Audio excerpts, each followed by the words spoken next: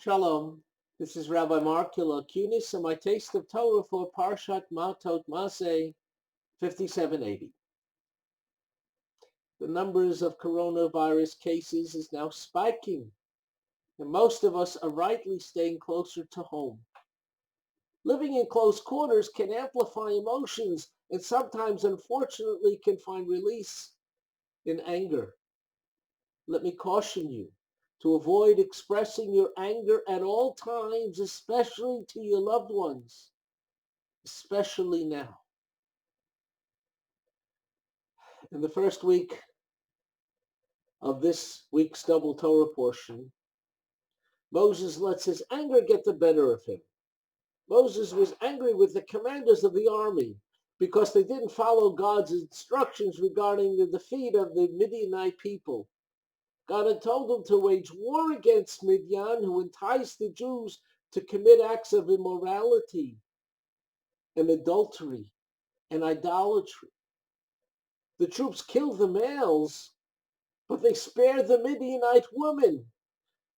But they were the ones who did the enticing. We can understand why Moses was so angry. However, and this is crucial, anger never accomplishes very much. In fact, it causes one to make mistakes and almost always ruins things. And according to Rashi, this is what happened here. After the victory over the Midianites, there was a discussion in the Torah how to kosher some of the items that were captured. The Torah tells us that it was the priest Elazar who had to teach this to the people. Rashi tells us Elazar stepped in because Moses didn't remember the law so well because of his anger. Similarly, Rashi tells us that it was because of his anger that Moses made the mistake earlier in the Torah of hitting the rock to bring forth water and not just speaking to it as God had commanded him. And for this, Moses was not allowed to enter into the promised land. So let me repeat this essential principle. Anger causes one to make mistakes and almost always ruins things. Let me give you a more contemporary example. Imagine you're trying to open the front door to your home and the key won't turn. You get frustrated and you try to force the key, jamming it inside, causing considerable damage. If you had only taken a step back and thought about it rationally, maybe you would have realized that if you were having difficulty in turning the key, could it be that you had the wrong key? When someone gets angry, he turns off his common sense and makes mistakes and ruins things. Here's my favorite anger story.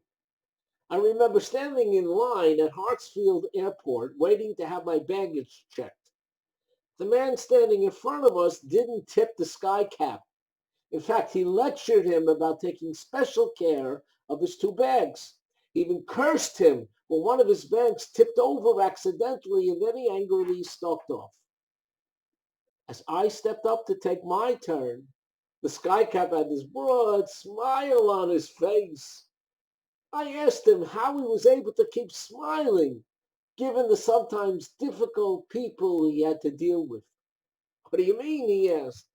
Like the man who just cursed you. The skycap smiled and said, "Oh, that dude. People like him are easy. You see, he's heading for LA, and his bags are going to Detroit."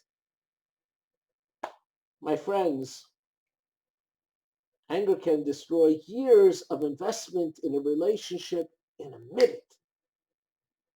It destroys one's health. It eats away at happiness.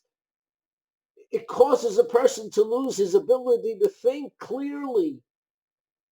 The trick is to hold yourself back at that initial instinctive reaction to retaliate. Bite your tongue for just a few moments till the anger subsides.